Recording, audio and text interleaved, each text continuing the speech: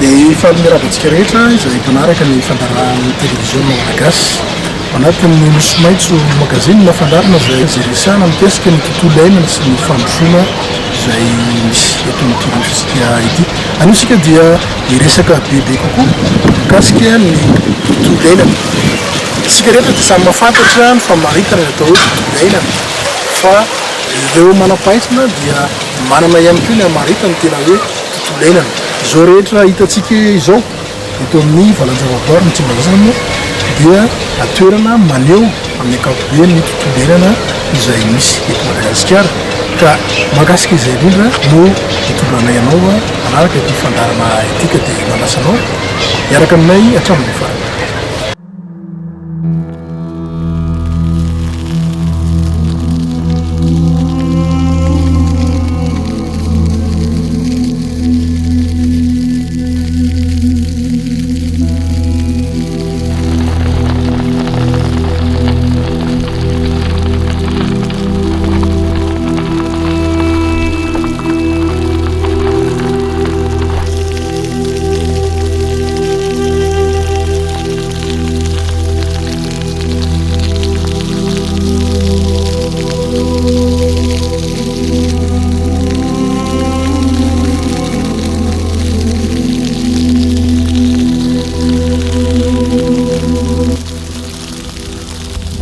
Olana goavana sedray ny Madagasikara ny fanimbana tontolo iainana amin'izao vanim-potoana iainantsika izao.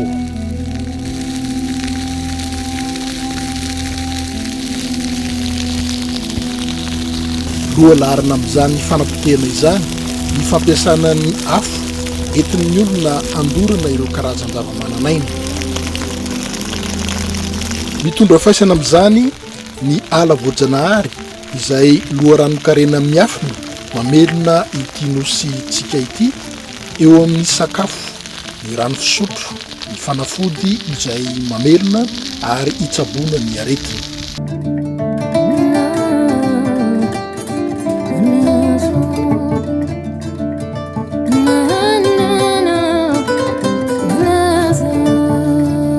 Teo anelan'ny taona 2014 ka hatramin'ny taona 2023 dia notombanana hatrany amin'ny 4,700 ny faritra ala voajanahary nandrakotra ity nosy lehibe ity nopotika.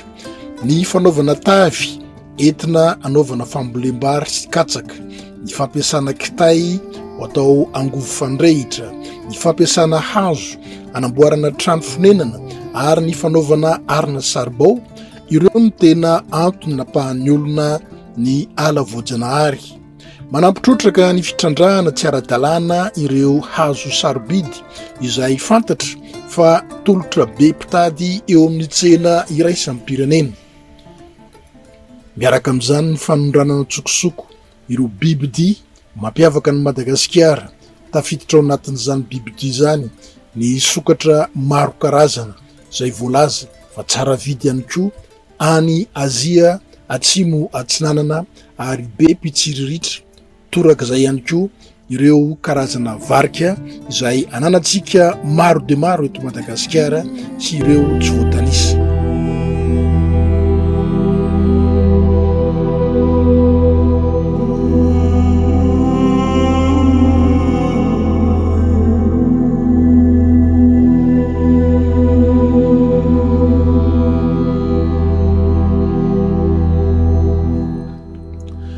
Miteraka voka-dratsy ary tontolo iainana izany rehetra izany. Araka ny fanazavana ny professeur Tendro manam-pahaizana momba ny biolojia ny zava-maniry, izy moa dia miasa eto amin'ny ivon-toeram-pikarohan'ny lalam-piofanana siansa université eto Antananarivo. Ny ohatran'ny zava-mananaina rehetrarehetra moa zany zava-maniry dia manana anjara-toerana izy eo amin'le ekosistema, manana anjara-toerana satria zany ny zava-maniry dia tsy hoe miaina ray eto ny espèce dia miaina ray eto fa misy fifamoivoizana ny asany zareo. misy ohatrany hoe amin'ny resaka forêt zao ohatrany raha isika hoe de ny forêt de manana anjara ndraikitra eo amin'ny rivotra, eo amin'ny orana, eo amin'ny zavatra rehetrarehetra. Raha ohatra zany ka miala eo daholo zava-maniry de mety lasa ngazana le tany satria reo efa zone efa somary aride sy zone maina de reny zany manana ny anjara toerany mitahiry rano, manana anjara toerany eo amin'ny manao service ataontsika hoe service écosystémique. Raha ringana eo le izy de zay ny anankiray simba zany le asany amin'ny maha zava-maniry azy. De ny anankiray faharoa indraindray zany le habitat iny zavatra spécifique. Zany hoe rehefa tsisy eo iny de tsisy tsony. Ka raha ringana eo iny de tsy misy tsony mihitsy le espèce de karazana fahavoazana ho an'ny firenena zany satria Madagasikara zany efa Madagasikara rery misy azy. Ka raha manjavona eto Madagasikara izy de zava-doza nge zany. Tena zava-doza. De nefany ny tena tsindry miandraiky am'ireo izy any amin'ny natiora de le fangalaran'ny olona azy. Fakana azy de lasa ambolena ny anjaridaina, lasa amidy, lasa ondrana. Io zany ny tena ataontsika hoe isan'ny tsindry manao zay akoatran'ny afo sy akoatran'ny hoe saka hoan'ny biby sy ny sisa satria zany misy hoan'ny omby ihany zany izy reny.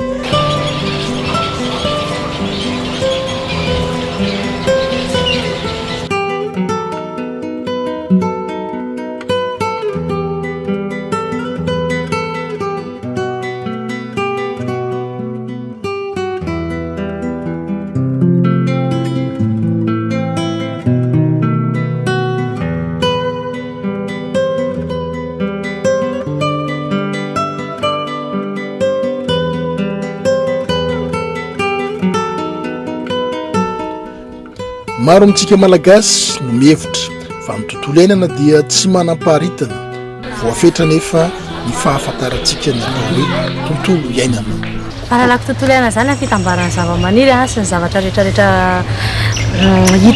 hita amin'izao tontolo izao. Zay fahalalana azy. Zay fahalalako anazy. Biby manan'aina, zava-manan'aina sy ny zava-maniry. L'environnement, c'est l'ensemble des êtres vivants et le milieu qui lui entoure. Tous les zavatra l'environnement, zava-manan'aina sy ny toerana misy anazy. Zay fahalalana azy fotsiny de efa mety. Zay fahalalako anazy. Fa raha ny ankoatran'izay aloha tsisy.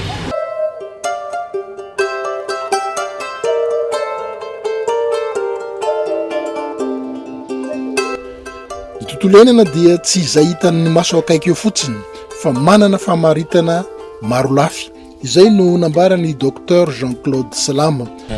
Araky ny fomba fijeriny Einstein dia ny tontolo iainana dia izay tsy hainao. Zany hoe izay manodidina anao. Dia inona reo manodidina anao reo? Famaritana tsotrany azy. Izay tsy hainao, izay no atao hoe tontolo iainana. Sy na izay ireo manodidina anao. Ho anareo manam-pahaizana marobe ohatran'ny hoe fomba entinareo manazava ny atao hoe tontolo iainana.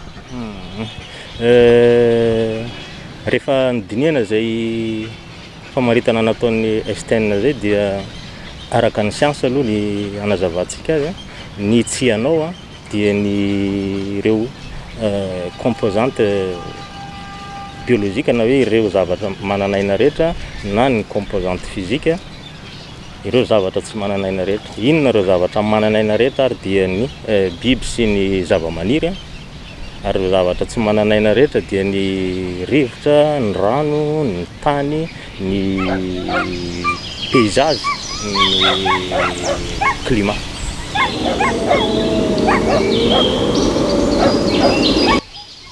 Misy karazany efatra ny tontolo iainana. Misy ny atao hoe tontolo iainana volontany na brownfield. Misy koa ny antsoina hoe tontolo iainana manga na ny bluefield. Ary ao ny tontolo iainana mainty, ny blackfield, ary ny tontolo iainana maitso izay mahazatra antsika dia ny greenfield. Ny voalohany aloha zany ireo lafy tontolo iainana maitso dia ny fambolekazy zany sy ny fiarovana ireo zava-maniry sy biby manokana ho an'ilay firenena. Dia ny tontolo volontany zany na brownfield na hoe tontolo iainana volontany dia izay rehetra mikasika ny fahasalamana sy ny industrie sy ny climat sy ny paysage, ny habitat, zany hoe le tontolo iainana volontany zany a napetraka ao anatin'ny le tontolo iainana maitso. Dia ny fahatelo ny tontolo iainana manga, ny tontolo iainana manga indray a dia ireo rano, ranomasina, ny laka moa filaza azy na farisy. Ireny natao hoe tontolo manga izay ampiasain'ny zanak'olombelona hivelomana. Niabaka moa sy tafiditra ny abaka tsy tafiditra am'izay satria ny abaka any ambony any zao tsika mena eto zao moa zany ny atao hoe atmosfera, manaraka azy ao raha tsy diso zay ny litosfera, fa ny abaka tsy ao anatin'ny tontolo manga fa natao any rano raha ny tena izy na ranomasina io na ranomamy. Dia ny fahaefatra ny tontolo iainana mainty moa filaza azy na hoe black field. Zany hoe io indray zany a dia mikirakira ny momba ny arena ambanin'ny tany na pétrole zany na vato sarobidy ny fitrandrana ny reny na ny pétrole ihany koa na ny hydrocarbure zany any anatin'ny ranomasina na tia-tanety.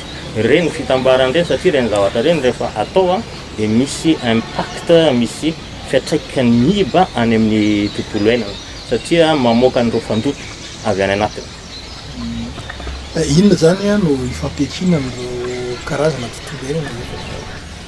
Misy ifandraisana ve? Misy ifandraisana indreo satria itsika olombelona natao hitaizan'io tontolo iainana io sy hiary an'io zany. Zay no asantsika zanak'olombelona. Dia misy ihany koa nefa saranga izay natao animban'io na misy ny activité ataon'ny zanak'olombelona ihany koa mahatonga ny fampitehany io. Raha raisiko fotsiny zao le tontolo iainana maitso sy le volontany, ireo mifandray. Le resaka volontany mampiasa an'le tontolo iainana maitso. Ny tontolo iainana maitso moa zany raha ny tena izy dia ohatrohatran'izao hitantsika zao hoe tsisy zavatra natao any fa dia zavaboary daholo ny ao, na ny biby na ny zavamaniry. Fa ny tontolo iainana volontany indray manamboatra zavatra izay asa tanany zanak'olombelona rehetra zany, na manangana izy industrie na manangana école ao anatin'ilay tontolo maitso.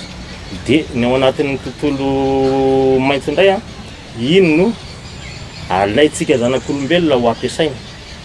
Nefa iny tsy dia azo atao satria izay ny antony hiarinan'le tontolo iainana maitso mba tsy ho lany tamina satria misy fifandanjana ara-ekôlôjika ao. Fa ny tontolo iainana volontany na hoe brownfield io indray dia manangana an'le industrie sy ny karazany ary mampiasa an'le rano ary amin'ny tontolo iainana. Tafiditra ao anatin'izay ve ny toeram-pinenana? Oui, ny toeram-pinenana dia tafiditra ao anatin'ny tontolo iainana mena satria manamboatra bâtiment izy petrahana ka ny fanaovana an'ireny mety hanapotika an'le tontolo iainana maitso, tsy maintsy misy zavatra ohatra fotsiny misy azo tapahana. Tafiditra ao anatin'ny fanamboarana bâtiment. Ilay tontolo iainana socio-sanitaire io ilay tontolo iainana voalaza zay ao anatin'ny famaritana ny atao hoe tontolo iainana maro lafo. Ny singa voalohany amin'izany dia ny socio-sanitaire zany hoe ara-piarahamonina sy fahasalamana zany. Ny zavatra tiana avoaka amin'iny dia matetika ao anatin'ny sosialy any zay iainantsika andavanandro no mahatonga ny problème na ny olana any amin'ny santé. Afaka hazavaina tsotsotra ve? Ohatra zao hoe raha raisitsika tsy azon'ny olana atao hoe famaritana an'le tontolo iainana dia reny zavatra hitantsika rehetra reny hoe ny olona ao anatin'ny fiarahamonina ihany ane no manimba ny tontolo iainana sy manaro ny fako eto sy eroa dia iny fako arina eto sy eroa iny dia hitantsika moa ny fiatraikany fa mitombo ny rano any ampivoan-tanàna na any amin'ny ville. Rehefa miakatra ny rano dika amin'izay misy aretina tsy maintsy miaraka aminy na produit chimique amin'ilay fanarinarin'ny olona zavatra rehetra ny anatin'ny fiarahamonina eny fa tsy arinany amin'izay tokony hanarina azy. Ka iny produit chimique iny miaraka amin'ny renirano iny na miaraka amin'ny anina iainanao no mandritra ny anina eo dia mitondra aretina manakorotana ny fahasalamana zanak'olombelona. Ina koa ilay karazana tontolo iainana? Ny anankiray moa lafiny eo amin'ny fandriam-pahalemana. ny fandriam-pahalemana raha tsy misy mazava ho azy fa tsy hisy ihany koa ny fiarovana ny tontolo iainana ara-dalàna satria matetika koa any anatin'ny tontolo maitso any koa misy an'ireo mpanimba fotsiny mety manimba ny olona miary mitaiza mikojakoja ny tontolo iainana maitso fa ny sasany dia natao manimba fotsiny.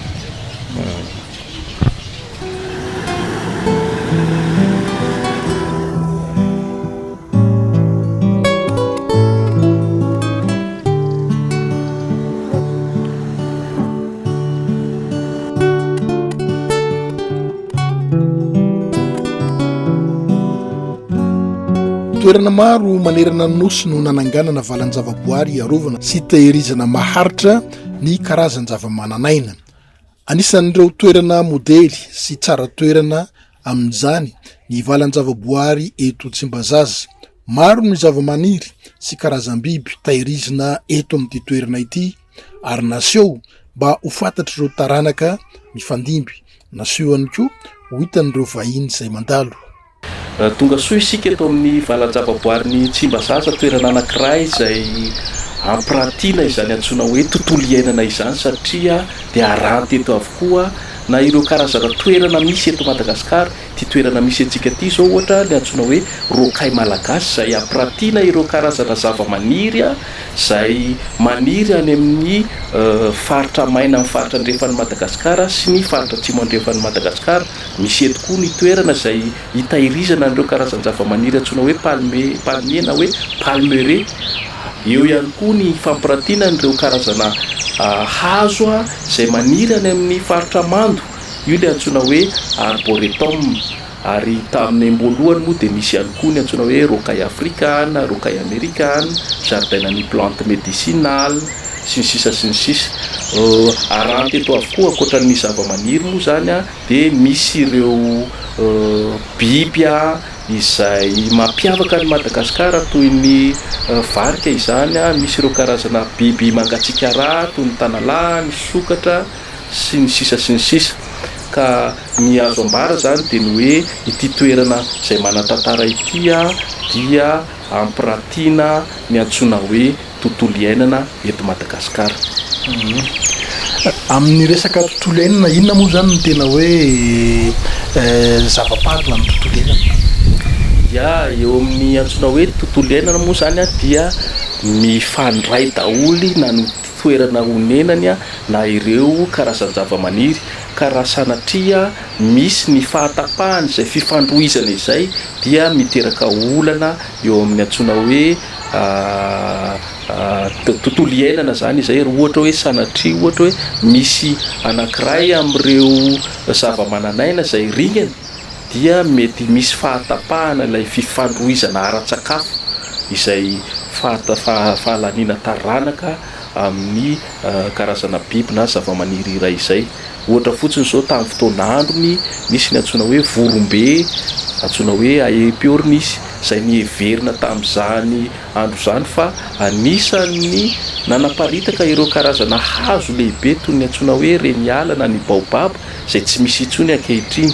Dia nivokatry ny tsy fahisinina fahalaniana taranak'ireo vorombe ireo zany dia misy fiantraikany zany teo amin'ny isa sy ny fanirin'ireo karazana hazo antsoina hoe baobab.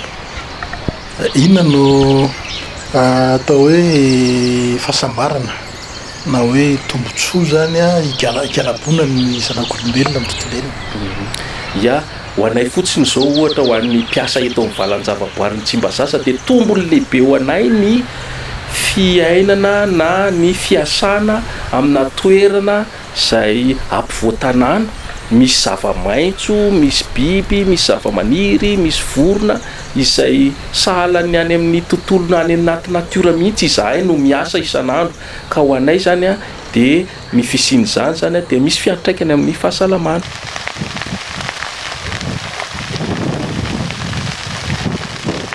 arak'izao hitantsika zao zany a dia ity toeran'ity zany a dia ahitana an'ireo le karazan-java-maniry a zay hitany amin'ny faritra maina manerana amin'ny Madagasikara amin'ny faritra andrefana sy atsimo andrefana. Ito hitantsika reto zao ohatra reo zany le karazana famantana euphorbia, misy karazany amanjatony izy ireo fa santionany moa zany a no aranty izay hitantsika eto a ireny izay le misy rononony fotsy rehefa tapahany. Indray zany a karazana flamboyant izy ity karazana belonie izay misy any amin'ny faritra andrefan'ny Madagasikara izy io a. Raha ny fahafantarantsika mpahay zava-maniry anazy a dia ireo le hoe flamboyant na flame tree izay mamelana menamena midorehitra. Ato aorianantsika ato a dia misy ihany koa ny karazana antsoina hoe palmier trièdre. Eto ambonin'ny tany zany a raha ny toerana aniriny voajanahary zany a dia any amin'ny faritra atsimo ny Madagasikara manakaiky ny Fort Dauphin no ahitana anazy a, izay antony moa nananganana ny faritra arovana parcelle anankiray tao Andohahela zany a dia vokatry ny fananantsika malagasy an'ity antsoina hoe palmier trièdre ity a, izay habitat naturel zany a ilay toerana rovana.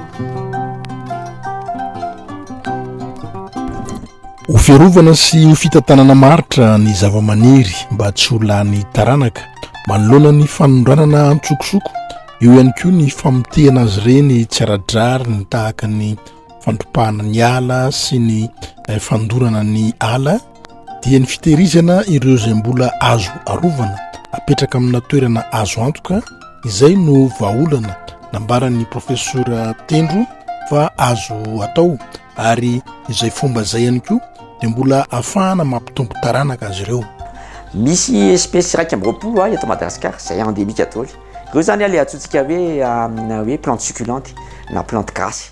Zany hoe izy maniry any amin'ny tany maina sy tsika sy any amin'ny faritra atsotsika hoe aride subaride zany. Tany hoe faritra atsimo tsy dia be orana, faritra maina dia maniry amin'ireny izy. Izy antsoin'ny olona hoe baobab kely, baobab izy zany hafa kely.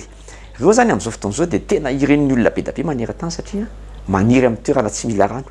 Ny rano moa zany dia efa manomboka olana manirana ny tany rehetrarehetra, naiza dia mitady ny olona zava-maniry izay tsy dia mila rano loatra, tsy mila rano isan'andro, tsy mila. Dia nefa izy manana fleur tsara tarehy, manana azo ambolena ao anaty trano, azo ambolena ao anaty pot, dia tsy mila rano be, tsy mila karakaraina be. Dia tena be mpitady be izy amin'ny tsena raisam-pirenena, tena be mpitady be mihitsy amin'izao fotoana izao, lasa ohatry ny karazana tendance mihitsy zany. Dia misy fandrana tsokosoko, dia tsika manana espèce be da be, ny akabeazan'ny paquibotéon moa zany ny de eto Madagasikara zany vitsy ny raisantsika amin'ny any Afrika. Dia ireo be mpitady be. Dia nefa n'izy ireo zany dia tafiditra anatin'le hoe tovana faharoa sy tovana voalohany. Misy espèce anankiroa anatin'ny tovana voalohany dia misy ny ambony ao anatin'ny tovana faharoa. Zany hoe tsy azo ahondrana raha tsy misy permis, raha tsy misy autorisation. Dia tsika zany miasa amin'ireo karazan-java-maniry ireo.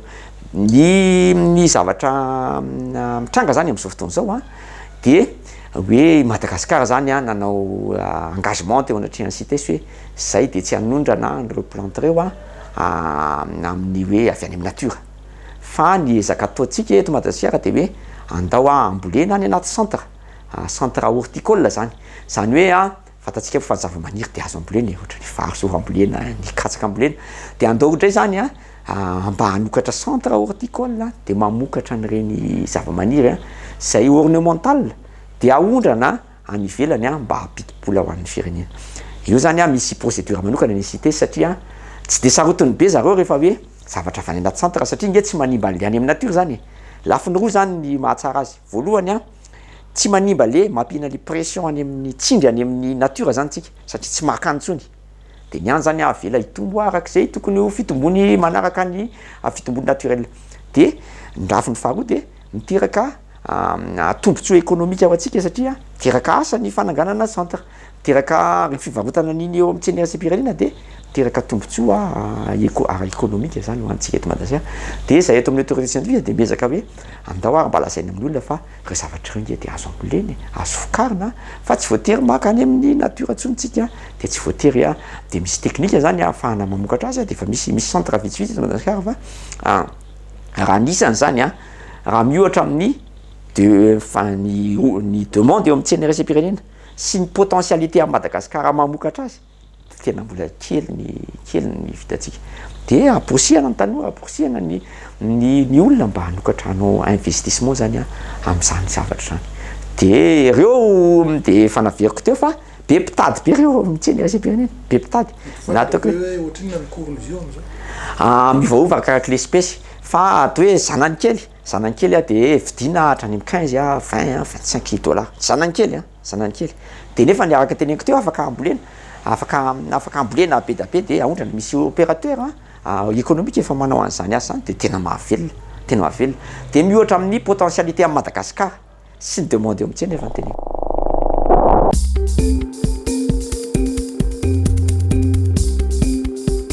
Reharehantsika ny fananana ireo arena miafina voajanahary ireo ka tokony ahasaro-piaro ny malagasy tsy vaky volo ny fiarovana azy.